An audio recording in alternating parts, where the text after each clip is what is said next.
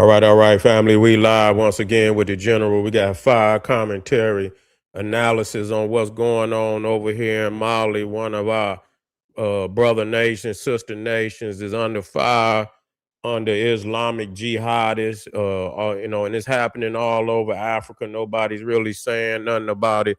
Islam has declared, as Dr. John Henry Clark has said and stated many times before, Islam has declared war on everything African.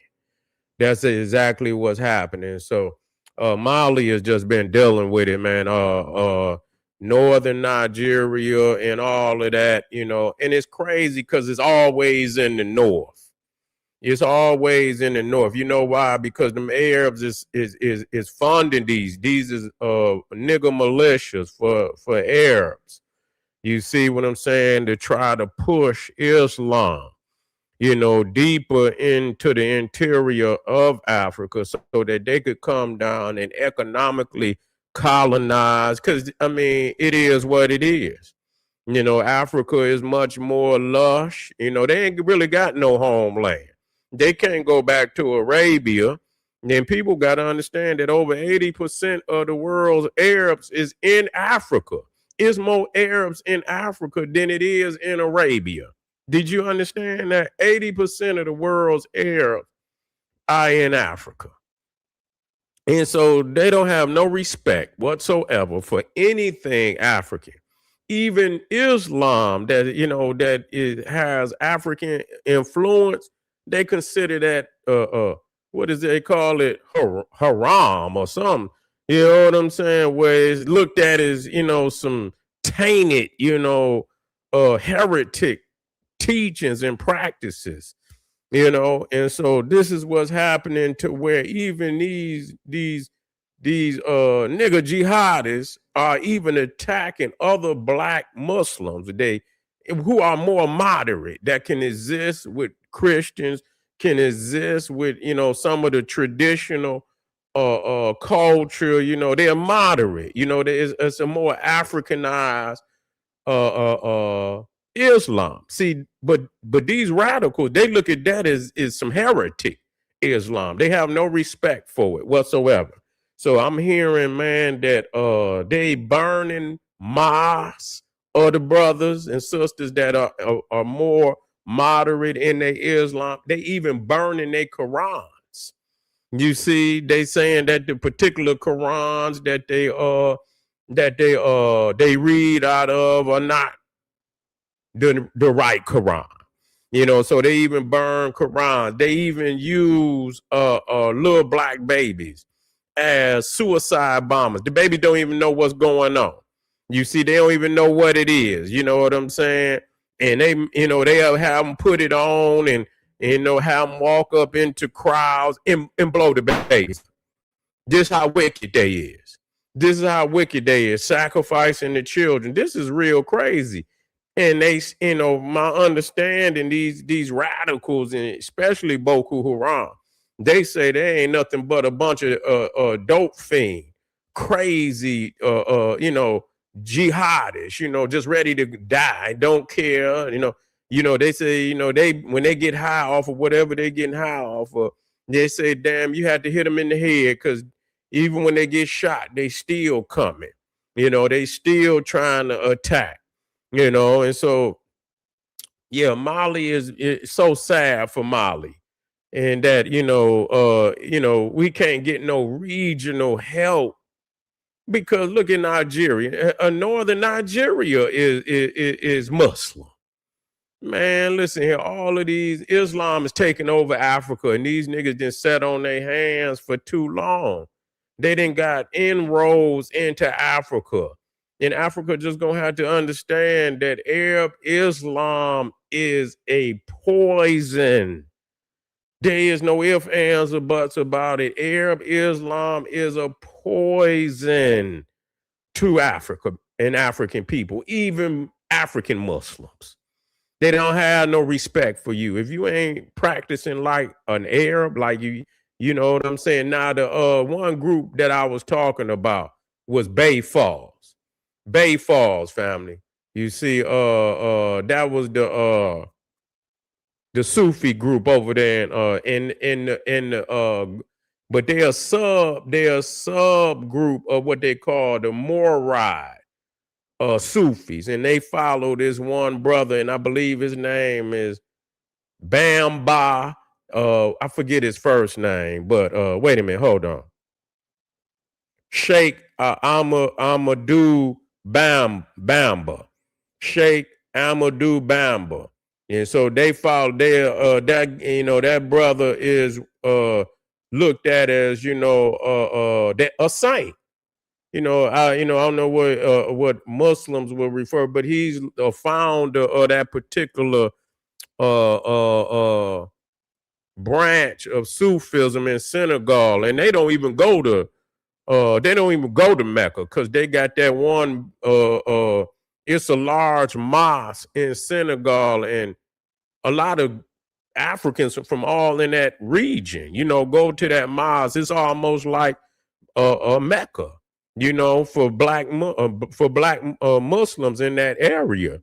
So they don't even, because them Arabs over in Arabia don't even want to let black Muslims into Mecca.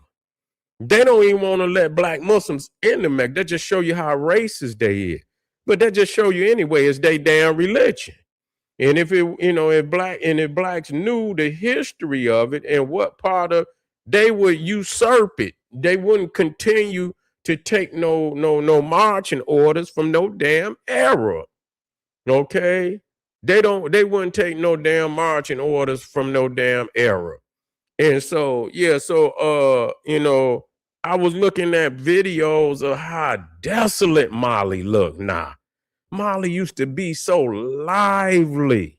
You know what I'm saying? It was a lot of areas, a lot of cities in Mali used to be trading centers for all of Africa, from where, especially between East and West Africa. Hold on, family. Hold on just a sec.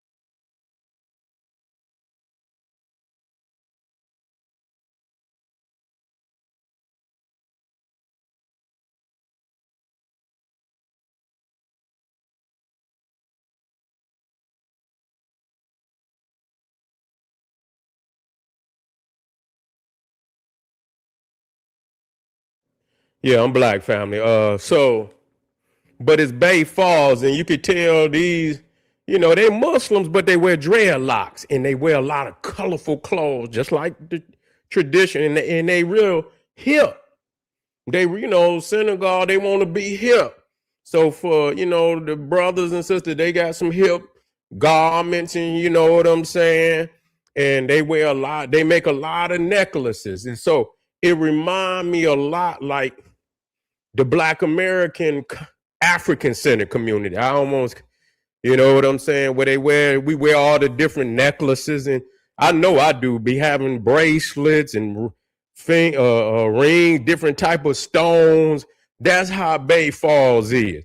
And and there's a lot of youth in there, and they wear the dreadlocks, and they wear a lot of the clothes and whatnot. So they real hip. And you could go online and get some necklaces and some bracelets, and they fly. I would most definitely, and I said I was gonna get me some, but they got a lot of fly stuff, you feel me? And so that's a Sufi. They keep a lot of the tradition. Nah, Muslims, them Arabs, they don't want you wearing no necklaces, no finger rings, and no earrings, and all them colors. They don't want you wearing the colors. They don't want you doing none of that. And then this brother Sheikh Amadou Bamba, he's like a saint. He's a saint, you know. And so when you go to Timbuktu, they got a lot of shrines with they Muslims, but they Sufis. They got and they do a lot of chant. They do a lot of chanting and they beat the drum and they, you know, they get out there. And you got Sufis in Sudan. That's another stronghold of African Sufism. And Senegal, them two by far is, from far as I can see, is the true two strongholds of African Islamic Sufism in Africa. Now, it might be some others, but I know them two is the largest group. So they keep the drumming, they keep a lot of the singing. They don't like that. So that's the difference between traditional Islam and the African Islam. You see, and the African, and so they are warring on African Islam. They don't want it. They try to wipe it out. So that one guy, they looking for his ass, and I hope they find him, and I hope they leave his ass out there in the desert somewhere. You know, he paid this group of jihadist mercenaries to come down into Mali, into Timbuktu, and they destroyed. They got videos where they own all of the even the one, if you know Timbuktu and you know the one Saint Corey, and it got like a pyramid there. Man, they bust all. Oh my God, man. I couldn't believe it. I was in shock. My chest started hurting when I saw it because I couldn't believe it had happened. I hadn't heard about it. So when I saw it and I seen the video, I literally went into shock. I say, man, why ain't nobody popping these half-breed niggas? And you know, that's who did it. They went and took hammers and they bust holes all in the shrines and everything. You see, they bust holes in all the shrines and everything. And so with the help of a lot of people that donated, they was able to, you know, because they still had the skills, you know, and so they built it back. All the people came out, all in, you know, Timbuktu, and they took the mud and, you know, and they call that, I believe they call that, what type of architecture is that? They call it Sahelian architecture, you know, where they use the mud. You know, they use that mud and they, you know, traditional architecture. But anyway, they was able to rebuild all the shrines. Thank you. But it's still under, and they was looking for the books too.